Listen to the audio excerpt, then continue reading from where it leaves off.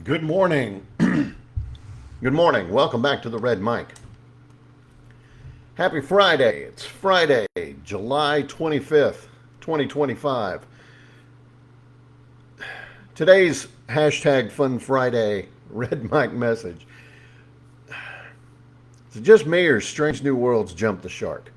But first, today's date's going to have me humming an old Zager and Evans tune all day. If you don't know what that is, look it up. I can't give you everything all the time.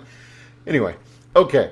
Now, I like a clean update, a nice reboot. Fix the special effects, make the audio better, recast the character if you need to. But Strange New Worlds, man. I think you're just better off if you forget that Star Trek ever existed. Because there's a line between honoring the Foundation and pretending it was never there. And other than the character names and some of the way they act, it's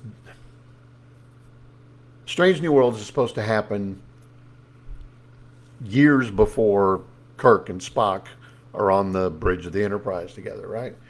And there's some great stuff that's been happening. I like the way they've been showing that Scotty is a miracle worker.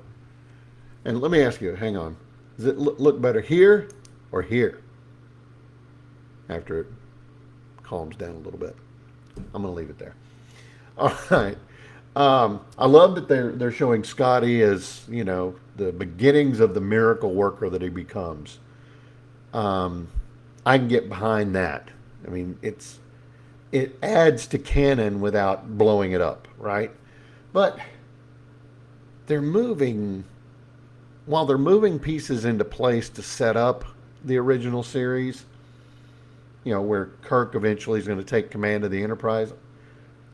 There's a lot of questions because, you know, where's Dr. Boyce? He was Dr. McCoy before McCoy. He was grumpy and he was wise, but he also had some whiskey in his toolkit, his med kit.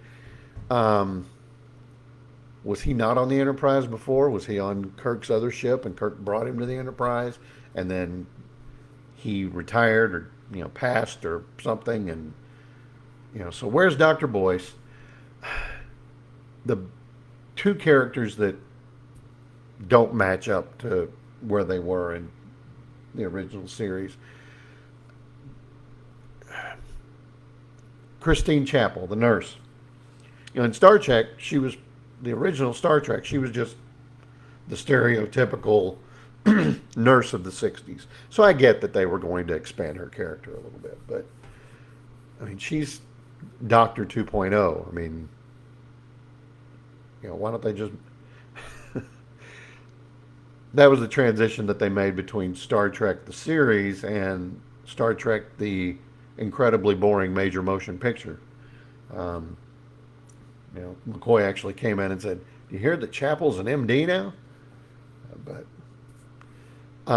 Dr. Mbenga in the original series, you rarely saw him. In fact, the only time I remember seeing him was that episode where Spock's dad was there and he had heart trouble and you needed Mbenga around. I mean, but in Strange New Worlds, I mean, he's like Jason Bourne and John Wick had a space child. He's a stealth commando medic who, I mean, he can choke you out with one hand and synthesize a vaccine with the other one. I don't get it. And don't even get me started on the Gorn. In the original series, the Gorn were slow and plodding, and they spoke English. And they talk like this, right? But in Strange New Worlds, they're acid spewing, egg laying in your body, gecko raptor hybrids who only shriek and hiss. They don't talk. At least I don't think I was. I mean, it's like Jurassic Park 7 Space Panic. Um, I mean, how did we get from how do we get from that kind of character to the big oaf that Kirk threw a rock at and blew up with a cannon made out of bamboo?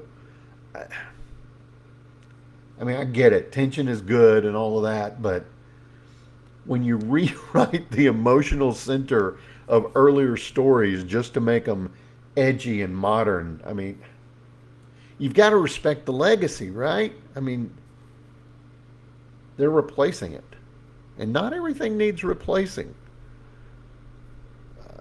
That was the thing I liked about Star Trek Enterprise, the Scott Bakula show.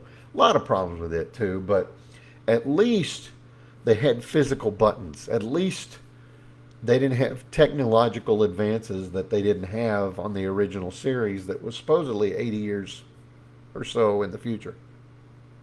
I mean, some things you just got to understand. Legacy is earned, and Star Trek, the original series, earned it.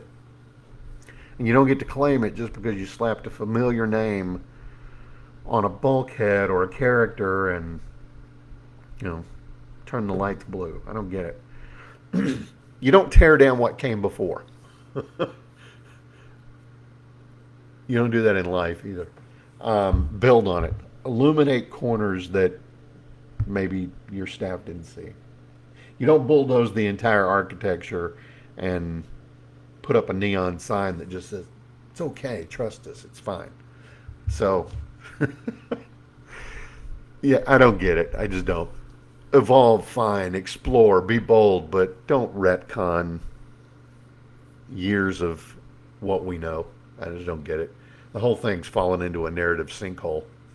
I think Star Trek: Strange New Worlds has jumped the space shark, as it were. So, anyway, I don't have much more to say than that.